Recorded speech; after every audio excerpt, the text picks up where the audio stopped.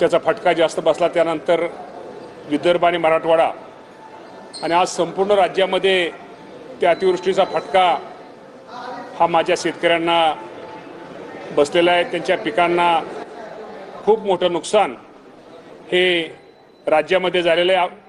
जर राज्याचा संपूर्ण जर विचार केला तर साधारणतः जवळजवळ 70 लाख एकर पिकाचं नुकसान हे राज्यामध्ये झालेलं आहे। खूप मोठ्या प्रमाणामध्ये त्यांची नदीकाठची ओढ्याकाठची जी जमीन आहे ती जमिनीची माती सकट सगळी जमीन माती वाहून गेलेली आहे। अनेक पशुधन हे त्यामध्ये त्यांचं नुकसान झालेलं आहे। अनेक घरामध्ये पाणी गेलेलं आहे, घराची खूप मोठ्या प्रमाणामध्ये पडझड झालेली आहे।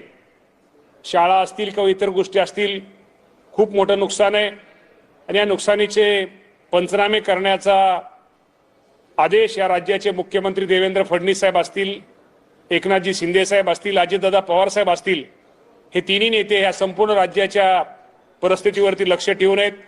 सगळीकडे पंचनाम्याचं काम हे युद्ध पातळीवरती सुरू आहे। माझ्या शेतकरी बांधवांना या निमित्तानं मी एवढं सांगू इच्छितो की शेवटी हे निसर्गाचं संकट आहे। शेवटी आपल्या सगळ्यांना याला सामोरं जावंच लागेल, शेवटी धीर धरावंच लागेल। शेवटी या संकटाच्या काळी, अडचणीच्या काळी हे शासन तुमच्या सगळ्यांच्या पाठीमागे आहे। ज्यांचे नुकसान भरपाई झालेली, पंचनामे पूर्ण झालेत त्यांना नुकसान भरपाई दिलेली आहे।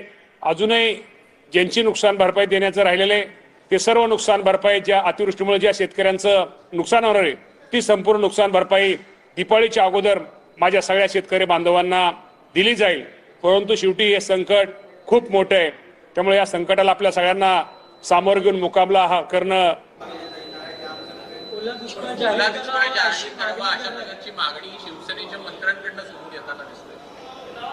मागणी 100% शेतकऱ्यांची आहे।